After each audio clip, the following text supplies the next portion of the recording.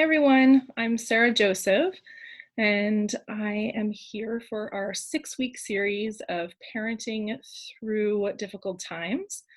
If you're just joining us now, we're just about to get started, and I'm just letting everybody know that I am recording this, so if you don't want to be on camera or if you don't want to be recorded, then feel free to keep yourself on mute and turn your video off.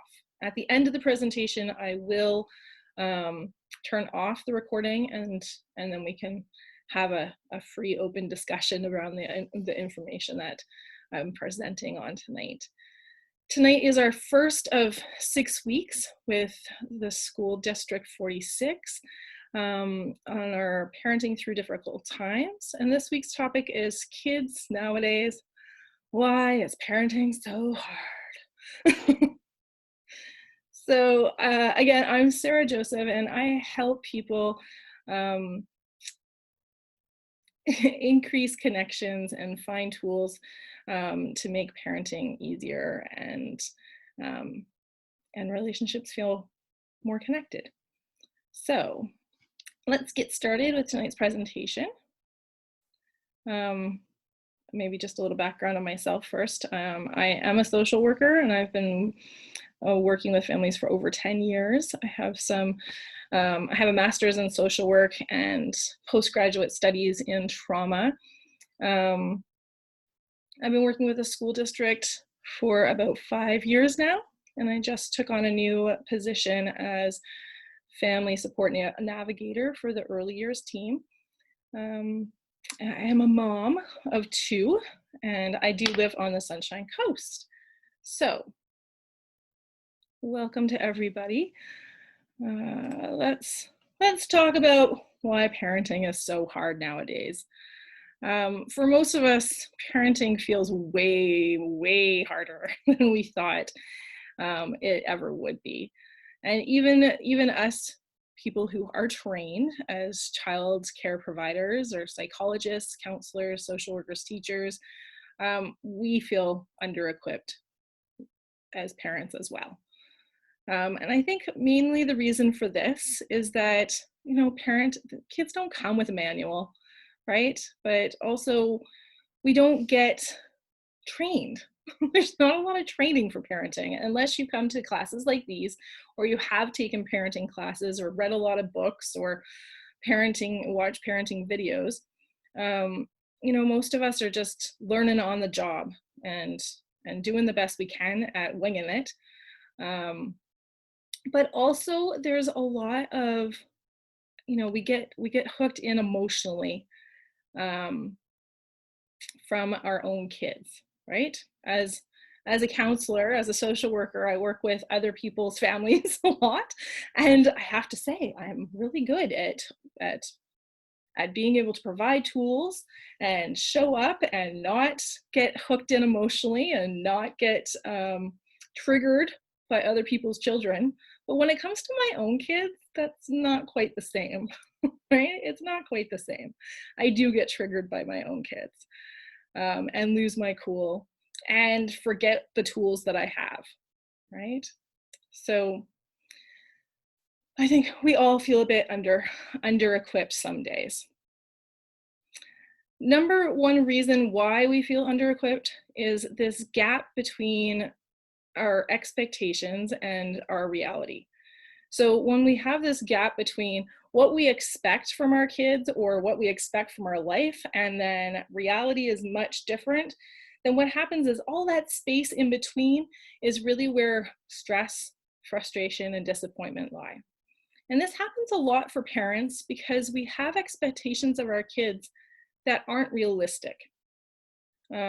For example, maybe we don't understand brain development, and we expect our children to be able to regulate their emotions or understand certain concepts or aspects of what we're doing or saying.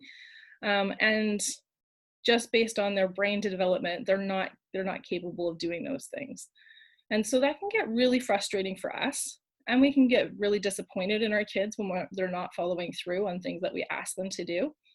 And we can feel really disappointed in ourselves when we're reacting in ways that we don't want to be reacting, right? When we're yelling at our kids or feeling overwhelmed all the time, we can start feeling quite disappointed in ourselves for not showing up in this way that we thought we would parent, right? So I thought, as I was talking about the reasons why parenting is so hard, it might be helpful if we talked about some tools to help us with these reasons, right? So maybe as a stopgap for this, we could lower our expectations a little bit, try to get our expectations closer to reality. And one of the ways that we can do this with our kids is really to learn about child development. Learn about what stages they're at and what they are capable of understanding and what they're not capable of understanding. To recognize that kids need us to co-regulate them. When they're upset, they really don't have the brain development to be able to regulate their own emotions. And I know I'm talking to school age parents here, and we think that by the time our kids are in school, especially grade 4s, 5s, we expect them to be able to regulate their emotions better. But the truth is that they're still learning. And frankly, as a 40-year-old woman, I'm still learning how to do that, right? So when we can lower our expectations to recognize that sometimes we need help regulating our own emotions, and sometimes our children need help regulating their emotions, then it takes that edge off. We can have a little bit more compassion and not so much frustration and not so much stress around the fact that our child is melting down every other day or having big tantrums still when they're in elementary school, right? So that's just one way that we could maybe lessen that gap for ourselves. The second reason that parenting is so difficult right now is those unforeseen changes. You know, so often circumstances change and we can't anticipate what's going to happen. And, you know, kids, you know, you think you got it figured out, right? We're doing good. And then suddenly they have a growth spurt and something changes developmentally for them. And then you're like, oh my gosh, we're on to the next challenge. And I didn't even see this coming, right? I wasn't prepared for it. I don't know how to handle this. And then you just feel overwhelmed and stressed all over again. And you're back to the computer trying to figure out how to handle this new thing that's come up. So when we have these challenges, it throws us off, but it also throws our kids off, right? And it's normal that life is going to throw us curveballs. And so maybe one of the ways that we can handle when life throws us curveballs is not expecting to know everything, not setting yourself up like you have to know everything, right? You don't have to know the answer right now. It's okay to tell your kids, you know what? I don't even know. Do you have any ideas how we can handle this? Or I'm going to have to do some research. Let me think about it, right? You don't have to have all the answers right away. It's totally okay to say, I don't know what I'm doing. This is my first go around as a parent. I'm not really sure, right? And give yourself a bit of a break there. And also I think it's great modeling for our kids to let our kids know that we are human. We're not perfect. We don't know everything. Sometimes we struggle.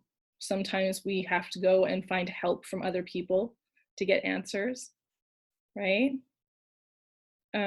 When we're able to model that for our children, it really gives them that opportunity to make mistakes and to ask for help and to not think that they need to know everything or how to do everything right away. Okay.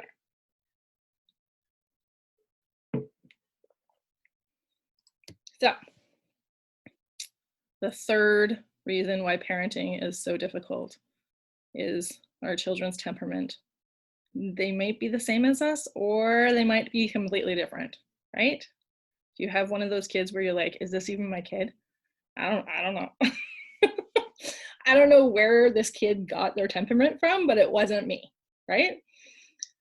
And this could be as like simple as you're an extrovert and they're an introvert, or vice versa. You're the introvert and they're the extrovert, right? And during lockdown, that could have been really difficult, right? So when we have this misalignment of temperaments between parent and child, it can make things really a lot more challenging, simply because we often think that our children need to be like us, or it would be easier if they were like us, right? I know for myself, I'm an extrovert, my son is an introvert, and it was very challenging for me when he was younger, because he doesn't want to go he doesn't want to go to he didn't want to go to activities. And then when we went to activities, he would take a really long time to warm up to the environment of the activity, or the people who were in the environment. Right? So by the time he got comfortable enough to actually participate, the soccer program or the swimming program or whatever the 6-week, 8-week program was pretty much over. And I had spent all that time trying to support him and making him comfortable and getting him into the water or onto the field or participating in some meaningful way, right? And so for me, that was super frustrating, because I'm like, why don't you just want to be on the field having fun? And every week it just felt stressful for me and more challenging than it needed to be. And it was, when I look back on that now, I can recognize that my temperament and his temperament were clashing at that time. And because I was trying to, I was basically setting him up to fail, right? I wasn't setting him up to succeed. If I was setting him up to succeed, then I would have done something more his pace, like signed him up for karate that goes the entire length of the year. So we would have had the same environment and the same people for the whole year, and would have had that opportunity to really get to know what was going on and really start feeling comfortable before participating, right? So sometimes as parents, when we have this mismatch of temperaments between ourselves and our children, we do that sort of thing when we set them up to fail. And then we're frustrated and disappointed and stressed and feel overwhelmed. And our kids have big emotions around it because they're feeling pushed. And it just brings more tension to the family and to our relationships. When we can recognize that who they are, then we're able to set them up to succeed. So for instance, if you have a child who can't sit still, right, going on a family movie night and trying to go to a theater and have a child who can't sit still in the theater might not work, right? And so setting them up for success might look like going to a park or going to the trampoline facility or a pool or something where they can like get all that energy out and you can still have fun like as a family. Now on the flip side of this temperament thing is the wow, she is so my child, right? And this is where you have a child who is so much like you that sometimes you start getting re-triggered and re-stimulated from your own stuff from your childhood, right? So things happen, your child responds to you in a way that sounds really familiar, or they might be experiencing something that sounds familiar to you, maybe something that you went through as a child, and that starts bringing up all your own childhood stuff. For instance, if you were bullied as a child and then your child is being bullied, that can bring up a lot of your own trauma. But simply like my daughter, who is much like me, just her back talking me can really, trigger some of my childhood memories of how my parents handled me back talking them, right? And how much I felt shut down, or she does talk a lot. She is very outgoing, and she likes to tell stories, and she likes to talk, and I love that about her. And I remember as a child being told that I talk too much, um, and being quiet, being told to be quiet a lot. And so her talking, I have this like, I have it always on the tip of my tongue, of wanting to tell her to, like, just zip it for a while. But that's really like how I was treated, right? And so thankfully I'm able to reel that in, um, and remember what it felt like when my adult people were telling me that I was too talkative. Um, so yeah, so good things and bad things here. Lots coming up with these temperament differences and similarities. And I guess one of the ways that we can really help ourselves in this is to identify what type of temperament we have and what type of temperament our kids have, so that we can recognize if we're setting them up to fail, or if some of the stuff that's happening is actually just being triggered from our own childhoods, right?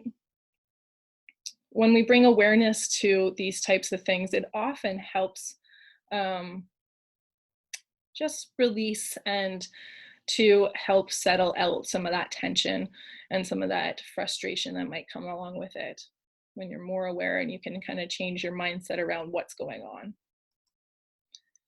So reason number four why parenting is so difficult right now is exhaustion.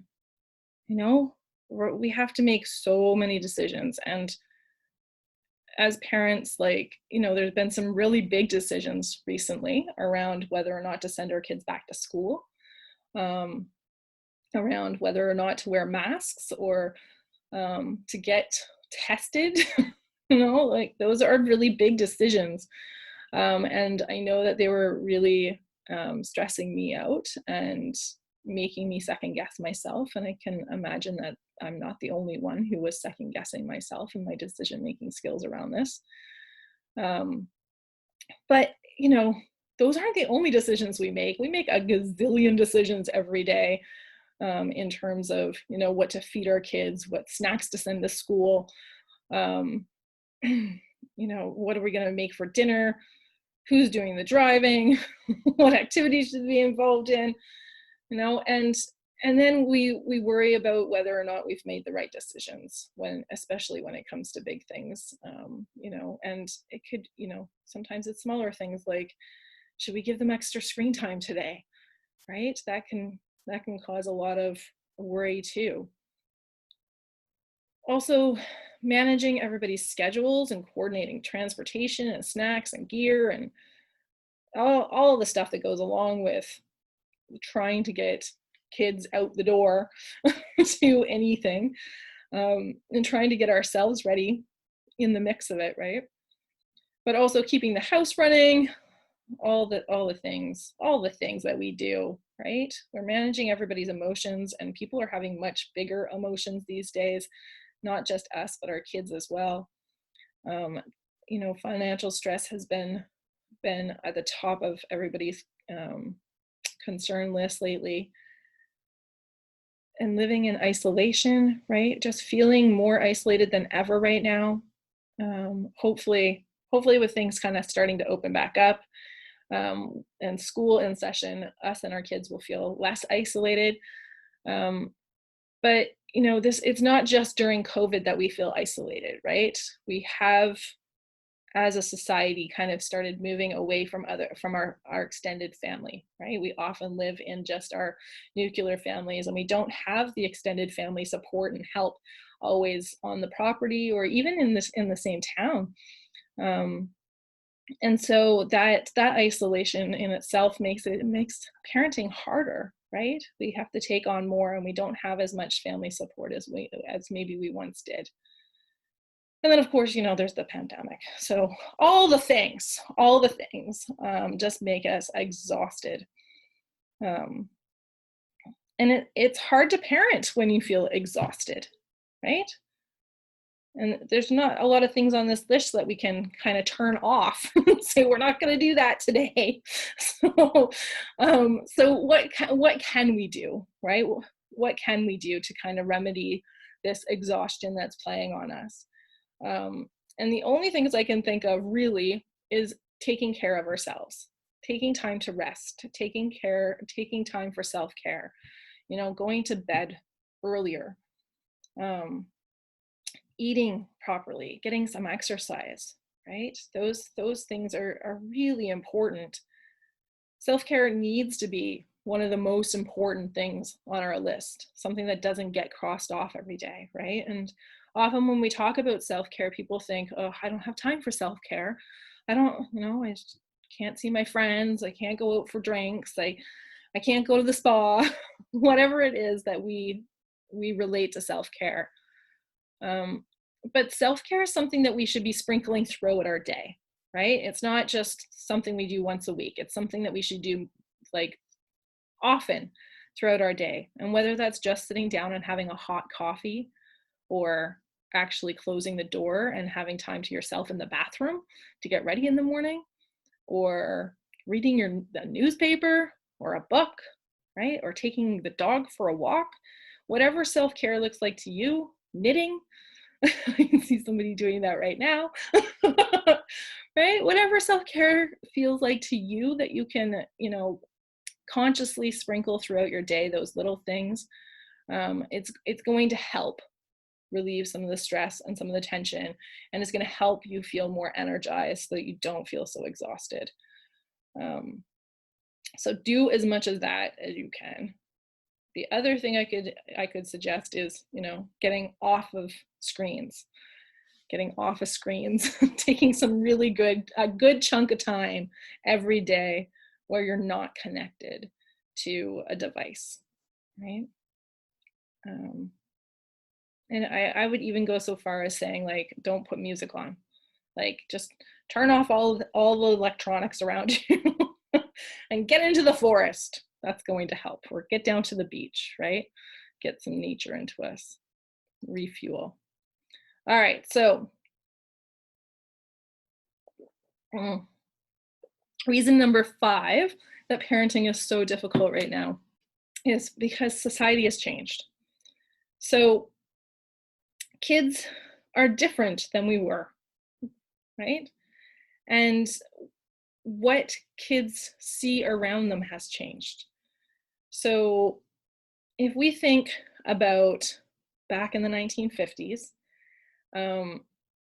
what was happening then and what society looked like, or even if we think back to when we were kids, so back in the 80s, right? What was happening? What were we seeing around us? And if we think about what type of relationships were, and what the norm for how people were in power or spoke to us, right? We can see that there's been a pretty big shift. So let's take a look at these relationships. So, all through time, there has been this structure of power, right? All the way back to the days of kings and peasants.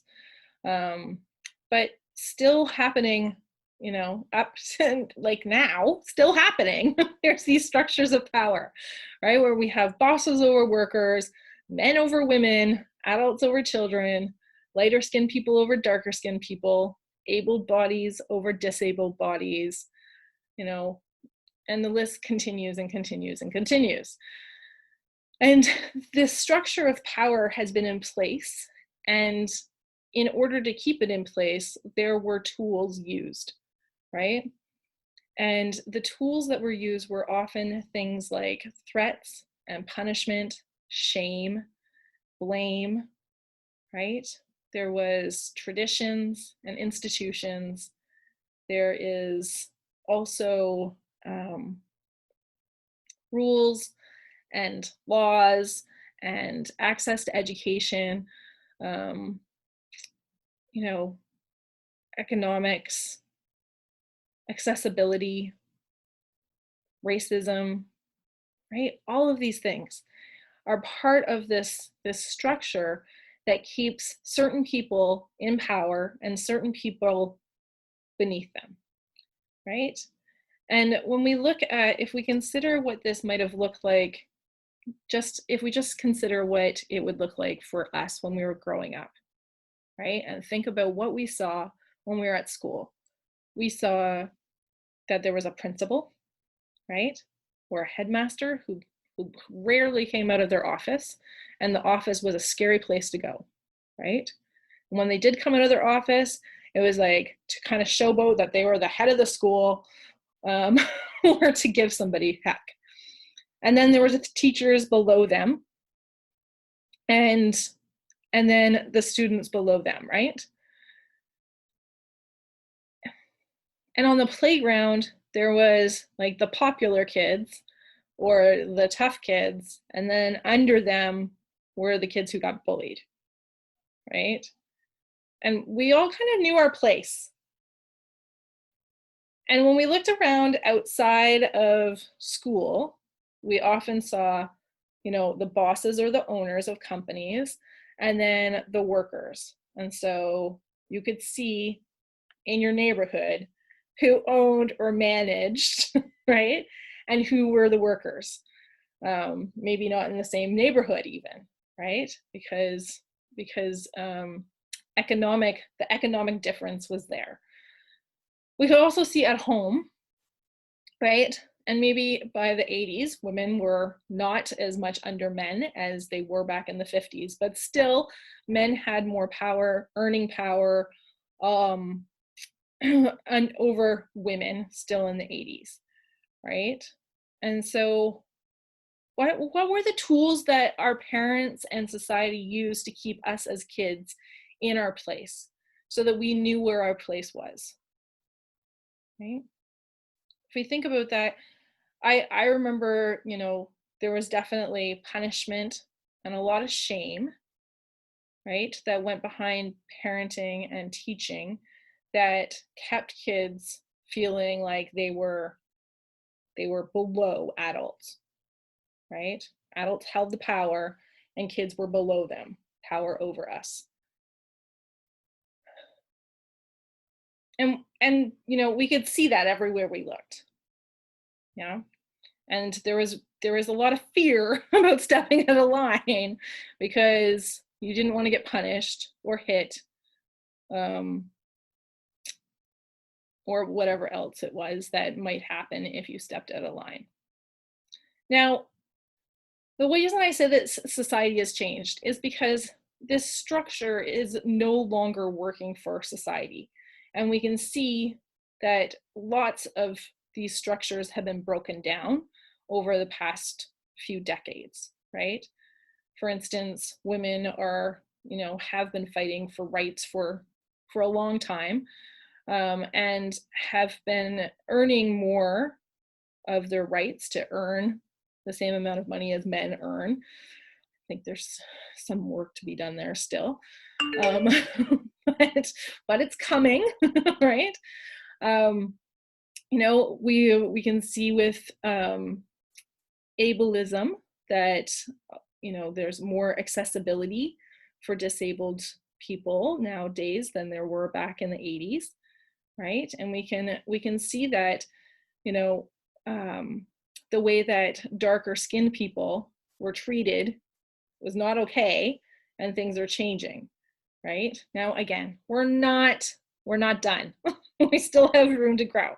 But we can see when we look at what's happening in our society right now, when we look to the US to see what's going on there, we can see that people are not putting up with it anymore, right? The controls that had been put in place to keep us knowing where our place was are not sufficient to keep us there anymore. Everybody is speaking out. And when our kids look around, what they see is parents working together more as a team, not a man over a woman in the household, right? What they see at school is principals who are in the classrooms side by side with the teachers, right? We see teachers who are, you know, inviting the students into class meetings and into helping create culture and community in the classrooms and do jobs. So it's not, so they're creating that structure of mentoring younger kids and being part. They're talking about bullying and how it's not okay, right? And what are you supposed to do on pink shirt days? The kids learn about bullying on pink shirt days, and they're taught that if you see a bully or if you're being bullied, you're to stand up for yourself, you're to get help, you're to speak out, right? And so our children are seeing these shifts in society, and they're coming home to us, and we're still trying to use our old parenting tools that our parents used, that they taught us, that are power over, right? And when we do that, our kids push back and they say, what are you talking about? You can't treat me like this, right? They push back in behavior. They push back in back talk. They push back in refusals to help, refusals to cooperate, right? And they're pushing back because basically what they're saying is, you're a bully, mom. You're a bully, dad. You can't treat me like this. and then we're like, I don't know what to do. Right? Parents are like, I don't know what to do. Because I don't have any other parenting tools. This is all I know. So as we recognize that society is changing, one of the things that we can do is change with it, right? We can change with it. So, you know, the new path to parenting is really following the path of leadership.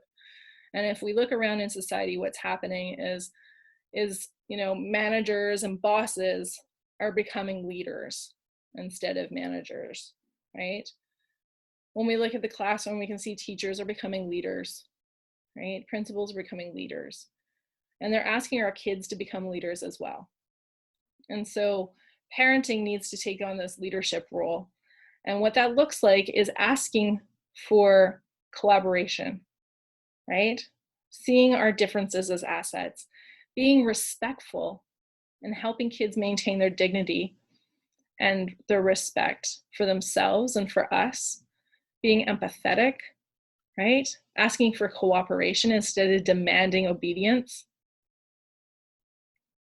right? We're working together for problem solving, and we're creating this shared vision with our families, with our kids, of the way that we want our families to run, the way that we want life to be, right? This new shared vision of respectful relationships, of a world that it recognizes that everybody is worthy of dignity and respect. So creating horizontal relationships is how we kind of go around this society's changing thing and remedy it. Society has changed, and power over relationships are not okay anymore, and they're not going to work. So we need to move into what's going to work, and that is horizontal relationships that are based on respect. So, reason number 6 why parenting is so hard right now. There is a global pandemic. I don't know if you've heard, but there is a global pandemic. And along with that pandemic comes so much change, a lot of loss and disappointment, stress and isolation, and so much more, right? Et cetera, et cetera. We've never done this before. We've never parented through this type of thing before. So of course we're going to feel challenged by it and stressed out by it and overwhelmed by it, because we don't know what we're doing, right? We don't know when it's going to end. We have no answers. The kids are looking to us for answers, and we don't know. All we've got is what we see on the news and maybe what people email us, and you know, we try to make up some good comebacks and some good answers for them, reassurances that everything's going to be okay, right? But we don't really know. And so that's it's hard to be in this place where we're supposed to be leaders, and we're supposed to be, here to protect our kids and help them through these difficult times. And as parents, we're kind of like, I don't know what I'm doing, or I don't know what to expect tomorrow, let alone next week.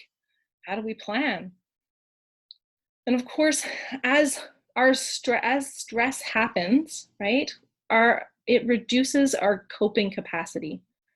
So as we take on more stress, as these situations around us are happening and all this change is happening and we're disappointed and we're under financial stress, what happens is our ability to cope with stress starts going down, right? It's like the straw that broke the camel's back, right? All of the change and the loss and the disappointment and the stress and the isolation and the financial stuff, those are all straws on that camel's back, right?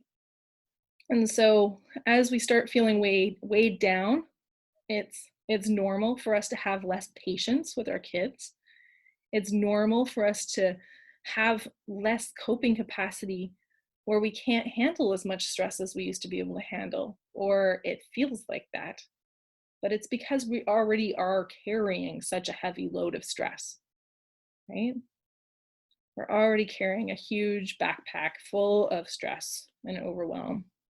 And so when our kid has a meltdown, we might not be as patient and kind as we would have 7 months ago before this pandemic started and our child had a meltdown, right? We might have been able to show up for them in a different way then. So I just wanted you to know that is normal, and it's to be expected that your patience, you might feel triggered more often. You might feel a bit more snappy, or that you don't have as much patience as you once did. And that's okay, right? That's okay.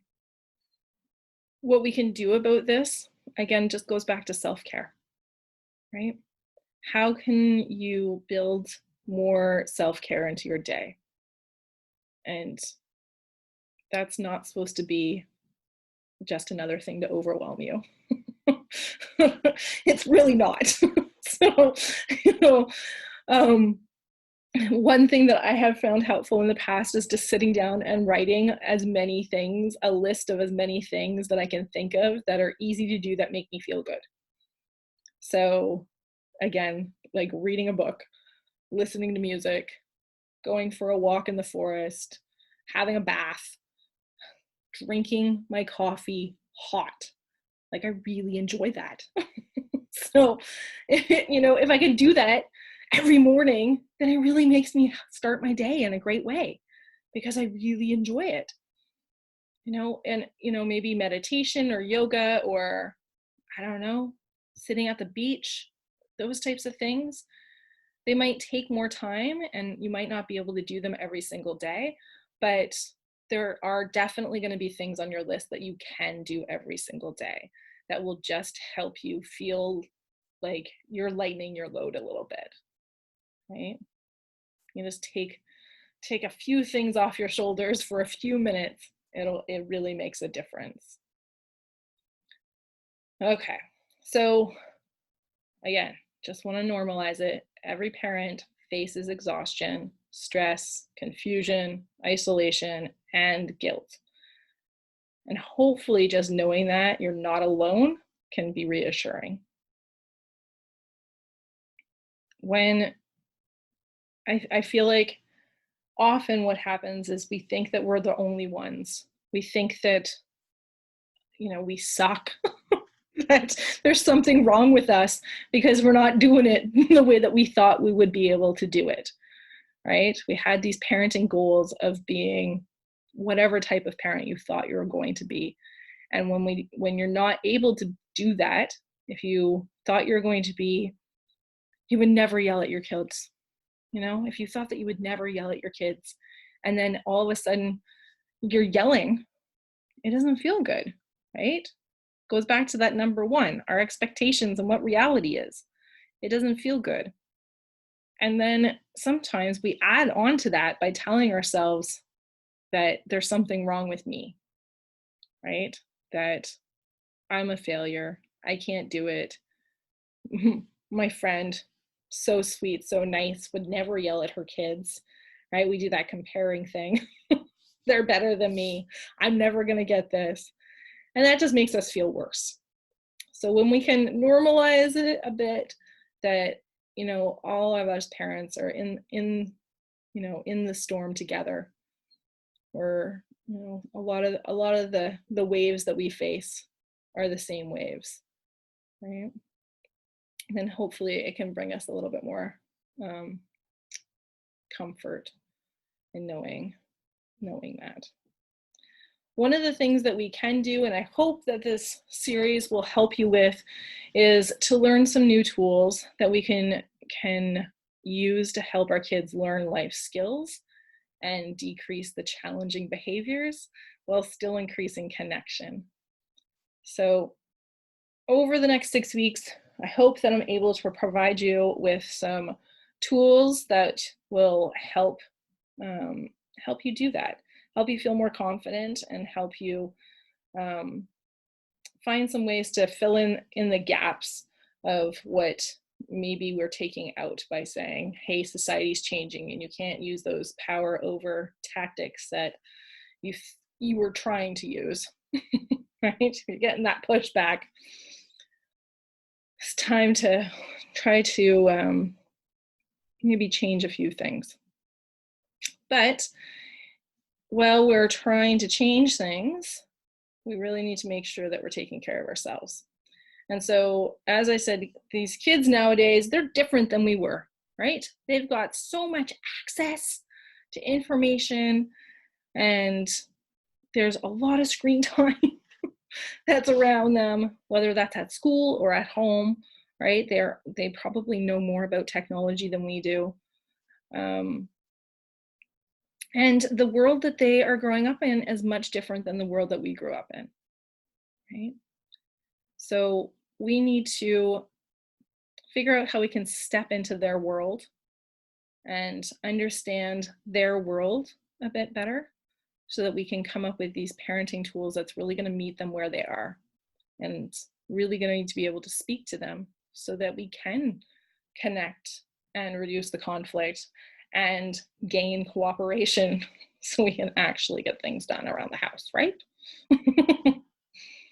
Okay, so I hope that you found that helpful. I'm going to stop my screen sharing now, and I'll just do a quick little sign off for the recording, and then we'll go ahead and jump into our live discussion.